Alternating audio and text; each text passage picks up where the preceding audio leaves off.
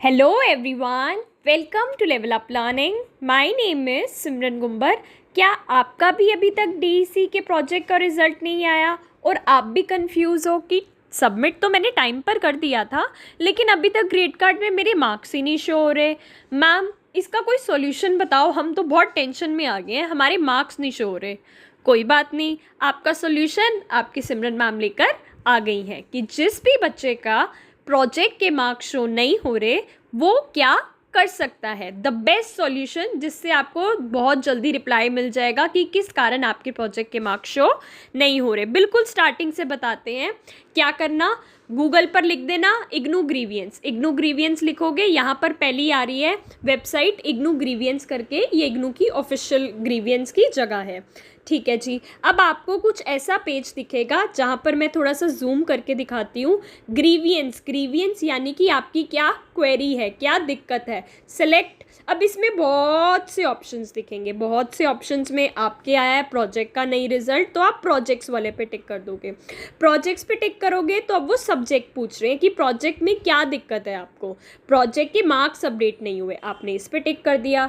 इस पे टिक करके आप कर दोगे नेक्स्ट. जब आप नेक्स्ट करते हो तो ये आपकी डिटेल्स मांगेगा. क्या डिटेल्स मांगेगा? रीजनल सेंटर की. आपका रीजनल सेंटर कौन सा है.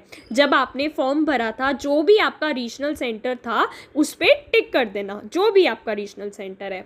इनरोलमेंट नंबर, आपको पता है आपका क्या इनरोलमेंट नंबर है, लिख देना. स्टूडेंट नेम, अपना नाम लिख देना. प्रोग्राम में जैसे मेरे डीईसीई के स्टूडेंट्स हैं तो क्या करेंगे, डीईसीई को सेलेक्ट कर लेंगे. जैसे यहाँ पर हमारे सी चल रहा है, डीईसी को सिलेक्ट कर लिया. ईमेल आईडी, आप अपनी ईमेल आईडी लिखोगे, अपना फ़ोन नंबर लिखोगे और क्वेरी, यहाँ पर आप अपनी क्वेरी लिखोगे. क्या लिखोगे?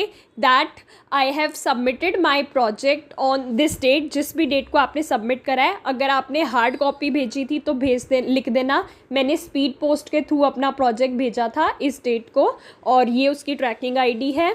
ठीक है. और अगर ऑनलाइन अपलोड करा था तो ऑनलाइन अपलोड करा था तो बता देना वेबसाइट पे अपलोड करा था इस दिन. अपलोड में चूज़ फाइल करोगे तो वो यहाँ पर ऑप्शन दिखाएगा कि आप अपने फ़ोन में से कोई फाइल की फ़ोटो खींच के अपलोड कर सकते हो. यानी कि मान लो अगर आपने स्पीड पोस्ट करा था तो वहाँ से कोई ट्रैकिंग आईडी की पिक्चर मिली थी, या जो ऑनलाइन अपलोड करा था उसके बाद कोई मैसेज आया था कि आपका प्रोजेक्ट अपलोड हो गया है, उसकी पिक्चर यहाँ पर लगा देना, एक तरह का प्रूफ कि देखो इस दिन मैंने अपना प्रोजेक्ट सबमिट करा था. ये सब लिखने के बाद क्या करोगे, सबमिट पर दबा दोगे.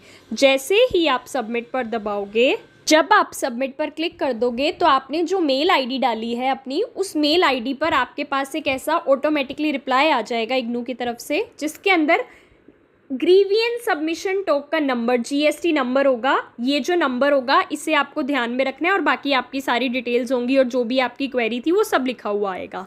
ठीक है. तो आपको क्या करना है, आपकी अब जो प्रॉब्लम थी, दिक्कत थी, इग्नू के पास पहुंच गई है.